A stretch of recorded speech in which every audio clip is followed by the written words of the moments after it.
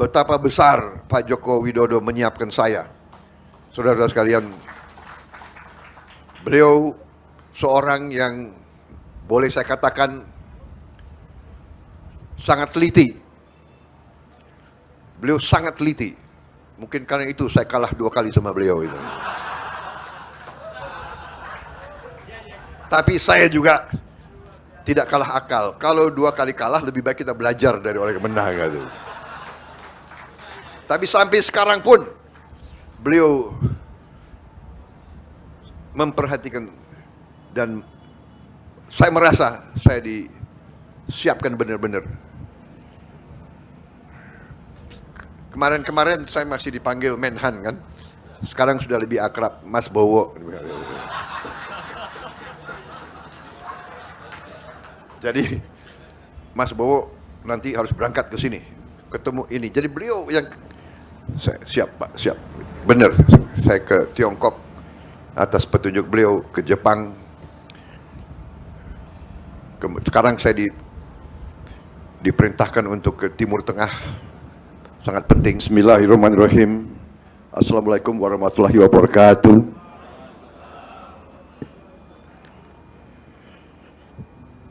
Bapak-bapak, ibu-ibu sekalian, saudara-saudara sekalian, sebagai insan yang bertakwa, marilah kita tidak henti-hentinya memanjatkan puji syukur kehadirat Allah Subhanahu wa taala, Tuhan Maha Besar, Tuhan Maha Kuasa. Hanya kepadanya lah kita berdoa dan hanya kepadanya lah kita meminta pertolongan. Salawat dan salam tak lupa kita haturkan ke hadirat junjungan kita, baginda Nabi besar Muhammad Rasulullah SAW yang telah memberi agama dan peradaban kepada kita sekalian.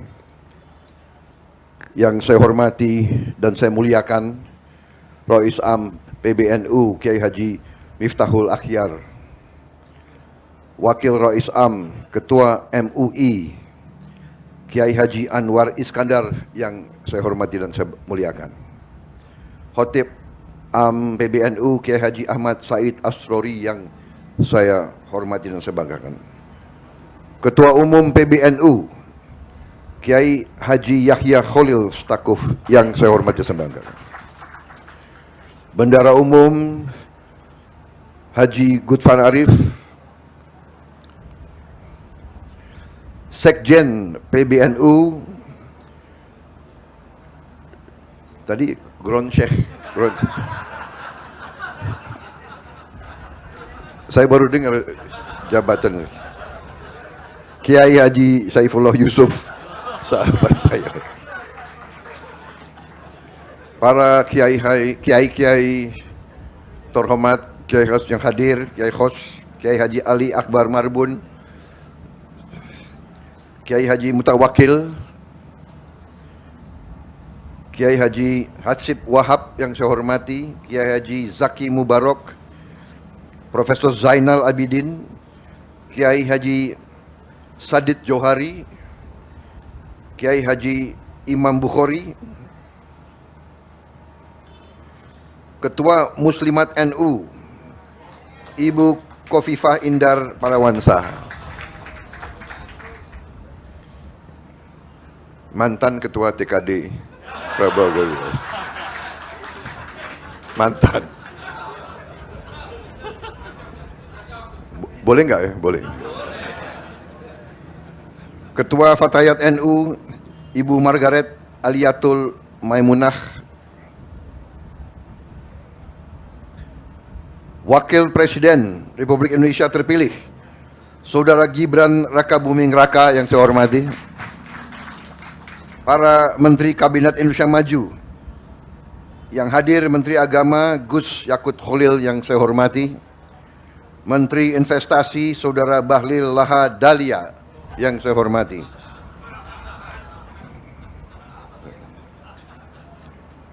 Menteri Perencanaan Nasional Kepala Bappenas Saudara Suarso Manu Arfa yang saya hormati, Menteri Kominfo Saudara Budi Ari yang saya hormati, Panglima TNI Jenderal TNI Agus Subianto yang saya hormati, Kepala Kepolisian Negara Republik Indonesia Jenderal Polisi Listio Sigit Prabowo yang saya hormati,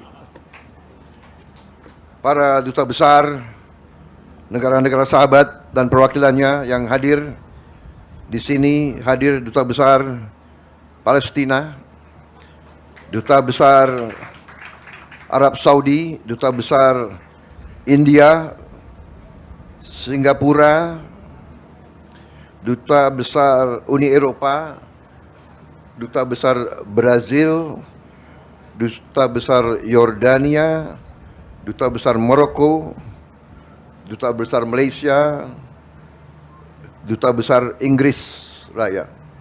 Terima kasih.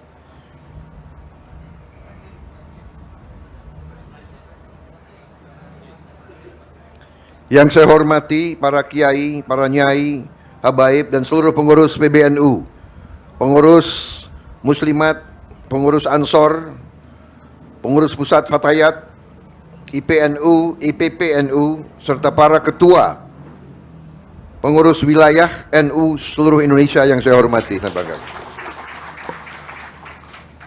Pertama-tama saya ingin ucapkan terima kasih atas kehormatan yang besar diberikan kepada saya untuk hadir di acara halal bihalal PBNU, dan juga tidak hanya undangan tapi undangan yang diakui sebagai keluarga daripada Nahdlatul Ulama.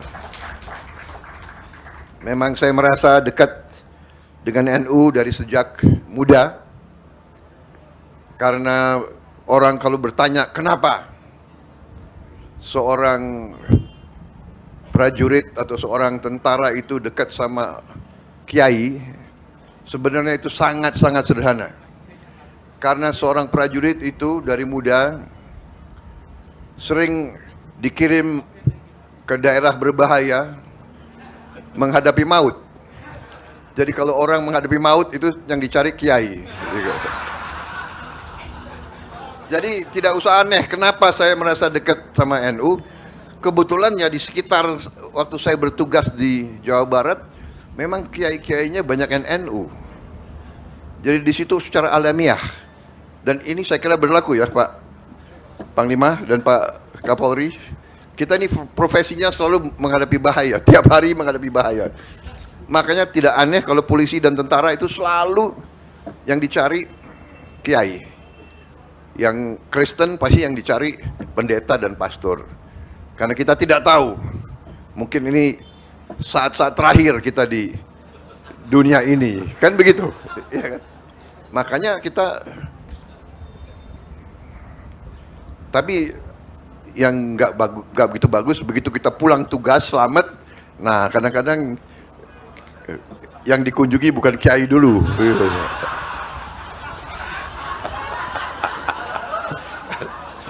Jadi inilah fenomena. Kalau menghadapi saat kritis yang dicari NU, ya kiai-kiai dicari. Tapi saya minta maaf, saya tidak akan lupa. Jadi saya masih utang. Saya ingat utang itu nggak bisa dilupa. Saya masih utang tidak datang ke beberapa pesantren-pesantren penting yang kemarin banyak merestui perjuangan kami. Saudara-saudara sekalian, terima kasih, dan dalam suasana halal bihalal saya pun atas nama pribadi juga atas nama wakil saya, kami mohon maaf lahir dan batin atas mungkin kekurangan-kekurangan kami, kesalahan-kesalahan kami, salah tutur dalam berkata, bertindak dalam saat-saat yang lalu. Kami mohon maaf, dan kami sangat-sangat berterima kasih atas tadi pernyataan komitmen bahwa NU, keluarga besar NU akan mengawal dan mendukung pemerintah yang akan datang. Saudara-saudara sekalian, berkali-kali saya mengatakan bahwa saya maju kemarin itu meminta mandat dari rakyat sebagai rasa tanggung jawab saya, rasa kesadaran saya sebagai warga negara bahwa saya merasa dapat berkontribusi untuk memberi solusi-solusi terhadap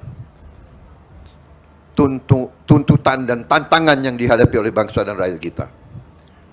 Saya bergabung dengan Pak Jokowi, walaupun kita telah berseberangan, berkompetisi dengan tajam selama 2 kali pemilihan umum. Begitu beliau mengajak saya kira saya berpikirnya itu mungkin hanya setengah jam. Dan saya mengatakan saya gabung. Saudara-saudara, saya bergabung dengan penuh kesadaran bahwa tantangan yang dihadapi oleh bangsa kita sekarang tidak semakin mudah dan tidak semakin sederhana. Dengan ajakan Pak Jokowi untuk bergabung, dengan saya masuk ke pemerintahan, dengan saya ikut dari dekat pembahasan-pembahasan, keputusan-keputusan yang diambil oleh Pak Jokowi, saya berkeyakinan bahwa memang tugas pemerintah, tugas penerima kepercayaan rakyat benar-benar sungguh-sungguh harus bekerja untuk kepentingan seluruh rakyat Indonesia, untuk keselamatan seluruh bangsa Indonesia. Dengan demikian, waktu saya ditanya waktu saya mau maju atau tidak 2024 ini, saya terang-terangan mengatakan saya maju apabila saya direstui dan didukung oleh Pak Joko Widodo. Kenapa? Karena kita butuh kontinuitas. Kita butuh komitmen keberlanjutan. Hal-hal yang baik, investasi uang rakyat yang sudah demikian besar harus diamankan. Apakah semuanya sudah bagus? Tentunya tidak. Apakah perlu perbaikan? Tentunya perlu. Apakah kita perlu untuk berinisiatif, berinovasi, mencari solusi-solusi yang lebih cepat dirasakan oleh rakyat? Tentu itu harus kita lakukan.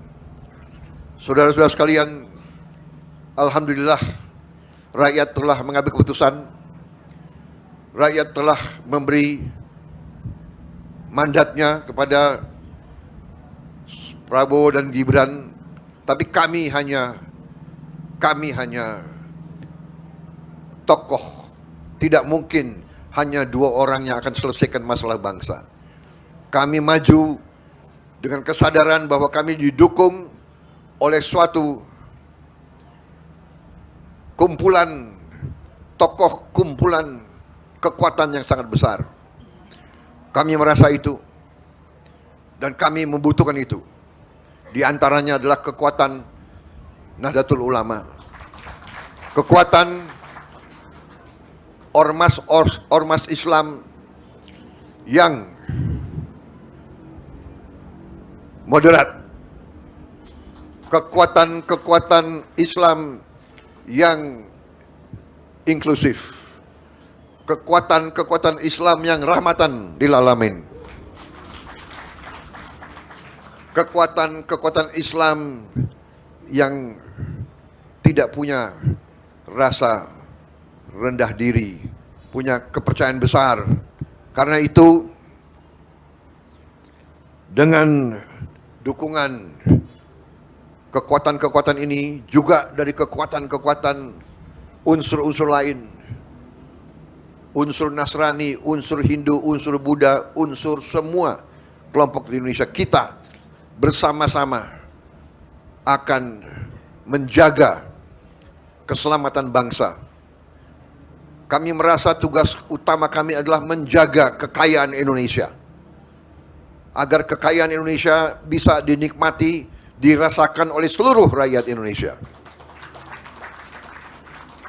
Karena itu, strategi dan program yang sudah dirintis oleh Pak Joko Widodo dan pemerintah beliau, kami anggap adalah landasan fondasi yang sangat kuat. Dan kami akan membangun di atas fondasi itu.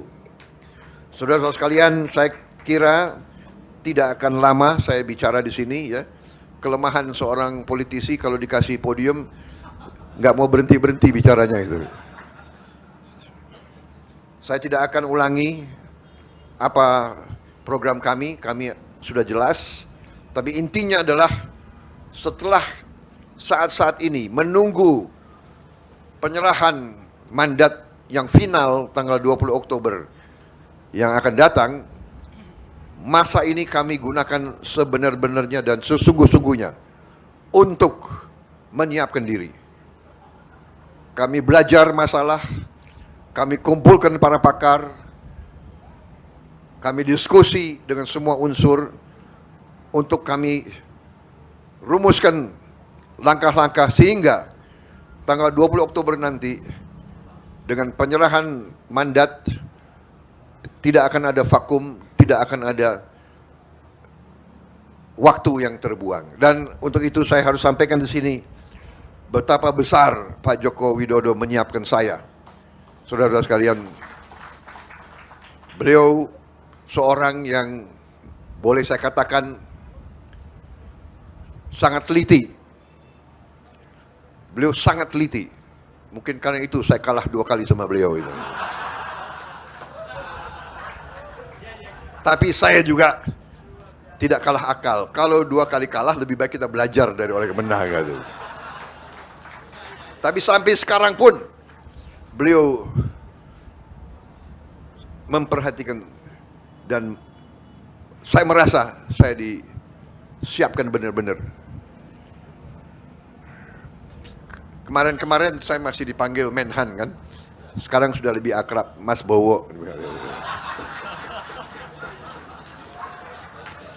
Jadi Mas Bowo nanti harus berangkat ke sini, ketemu ini. Jadi beliau yang siap Pak, siap.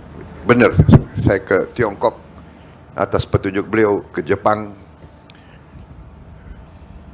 Sekarang saya diperintahkan untuk ke Timur Tengah. Sangat penting. Jadi saya kira demikian, saudara-saudara sekalian. Saya sekali lagi merasa besar hati dengan dukungan dari Nahdlatul Ulama. Saya hari ini sangat senang hati saya karena saya dianggap keluarga NU.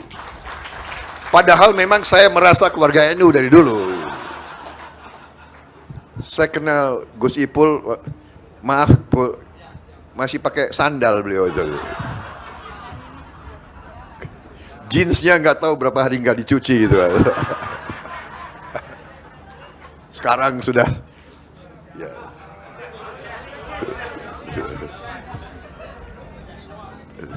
Saya sangat kagum melihat kepimpinan NU sekarang konsepsional, jauh ke depan. Beliau memang pantas menjadi muridnya Gus Dur. Karena pemikirannya jauh ke depan. Gus Dur juga pemikirannya jauh ke depan. Saya punya kehormatan dulu, saya adalah tukang pijitnya Gus Dur. Benar gak Gus Ipul? Saksi kan? Dan kehormatan bagi saya. Yang boleh masuk kamar tidurnya Gus Dur. Benar. Dari mayor sampai jenderal. Terima kasih Nahdlatul Ulama. Bersama-sama kita bangun bangsa Indonesia. Saya kira demikian karunia yang diberikan oleh Yang Maha Kuasa kepada kita sangat luar biasa. Kita optimis, kita menghadapi keadaan yang tidak ringan. Dunia penuh ketidakpastian. Tapi insya Allah, kalau Indonesia bersatu, kalau Indonesia dan pemimpin-pemimpinnya itu rukun, bisa kerjasama, insya Allah kita akan hadapi semua tantangan dan kita akan membawa kesejahteraan bagi rakyat kita. Itu tekad saya, itu tekad Gibran. Kita akan bekerja untuk rakyat Indonesia semuanya. Saya kira demikian dari saya. Selamat berjuang Nahdlatul Ulama. Terima kasih dukungan saudara-saudara. Wassalamualaikum warahmatullahi wabarakatuh. Maaf lahir dan batin. Marilah kita bekerja untuk rakyat kita. Terima kasih. Selesai.